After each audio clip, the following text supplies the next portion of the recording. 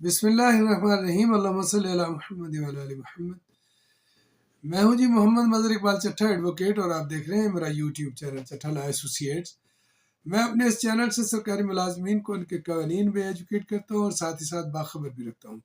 تو ایک خبر ہے میرے پاس ٹیکس کے حوالے سے، سرکاری ملازمین کو ٹیکس کے حوالے سے کچھ پابندیوں کا سامنا ہے۔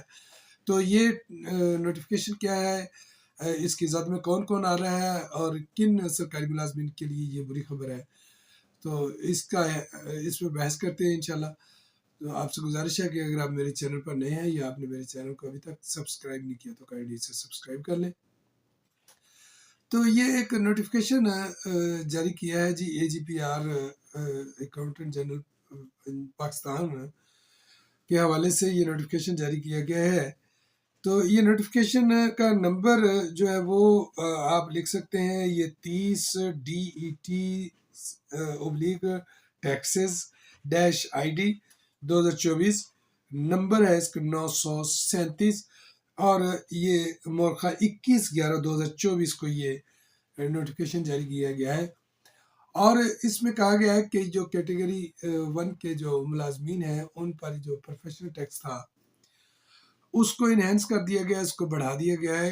یہ جو سرکاری ملازمین ہیں ان کو پتہ ہے کہ سال کے آخر میں، یعنی جب سال کا اینڈ ہوتا ہے تو اس کے بعد جو ہے پروفیشنل ٹیکس جو ہے ان کی تنخواہوں سے کٹتا ہے۔ تو وہ پروفیشنل ٹیکس 500 روپے ہوتا تھا۔ تو ہوتا کس پہ تھا؟ جن کی سیلریز 50,000 روپے سے زائد ہوتی تھی۔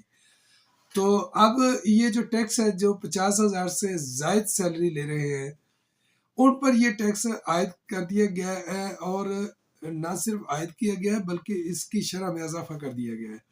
اب اس کی شرح میں کتنا اضافہ کیا گیا یہ سوچ کر آپ بھی پریشان ہو جائیں گے کہ اس کی شرح میں 4 گنا اضافہ کر دیا گیا، یعنی ایک 500 روپے جو ٹیکس تھا اس کو 2,000 روپے ٹیکس کر دیا گیا ہے۔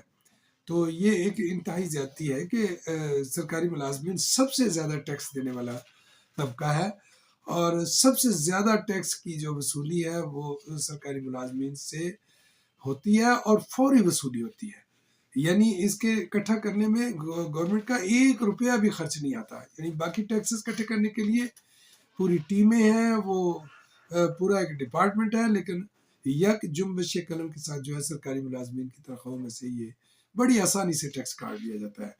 تو اوپر سے یہ پھر زیادتی کرنا کہ پروفیشنل ٹیکس میں یہ تو ہو سکتا تھا کہ اس میں کچھ % اضافہ کیا جاتا، لیکن اس میں 2,000 روپے یعنی 500 روپے سے 2,000 روپے کر دینا یہ انتہائی زیادتی ہے۔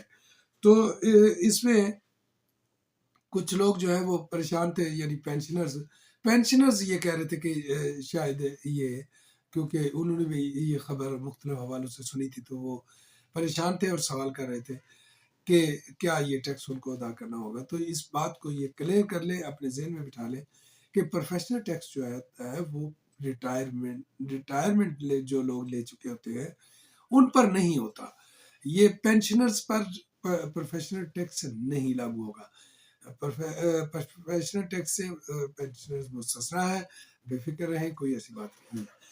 تو اس کے علاوہ جو ٹیکس کے حوالے سے ایک اور اس کے ساتھ ہی جڑی ہوئی خبر ہے، جو بری خبر ہے، کہ اسٹینڈنگ کمیٹی نے جو ہے وہ شکنجہ مزید کسنے کا جو ہے وہ بل تیار کر لیا، اور وہ اسٹینڈنگ کمیٹی پاکستان کی جو جسے قائمہ کمیٹی بھی کہا جاتا ہے، قومی اسمبلی کی قائمہ کمیٹی یا اسٹینڈنگ کمیٹی، اس نے یہ بل پاس کر لیا ہے۔ اب اس بل میں کیا تجاویز ہیں جو پاس کی گئی ہیں، وہ یہ ہے جی، ایک تو جائیداد کی خرید و فروخت جو ہے وہ جو نان فائلر ہے وہ نہیں کر سکے گا، اور اس کے بعد کوئی بھی گاڑی اگر خریدنی ہوگی کسی نان فائلر نے تو وہ نہیں خرید پائے گا۔ اور اس کے بعد جو سب سے بڑی پابندی لگنے جا رہی ہے وہ یہ تجویز ہے کہ موٹر وے پہ جو ہے نان فائلر جو ہے وہ سفر نہیں کر پائیں گے۔ تو یہ سخت تجاویز ہیں۔ اس میں تمام جو لوگ ہیں ان کو میری ایڈوائس ہے کہ وہ اپنے آپ کو فائلر بنا لیں۔ اس میں نقصان بھی نہیں ہوتا. فائنل بے شک آپ زیرو آمدن شو کر کے اپنے فائلر بن جائیں، لیکن ریٹرن جو ہوتی ہیں وہ ضرور جمع کروائیں اور گوشوارے جمع کرایا کریں. تو سرکاری ملازمین کے حوالے سے یہ ایک خبر تھی جسے میں ایک بری خبر کے طور پہ جو ہے تعبیر کرتا ہوں، لیکن یہ خبر تو خبر ہی ہوتی ہے.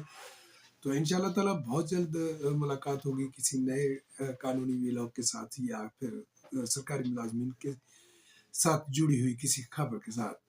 اسی کے ساتھ اجازت دیجیے. اللہ تعالیٰ آپ کا اور آپ میرا حامی و ناصر ہو. Thank you. اللہ نگہبان.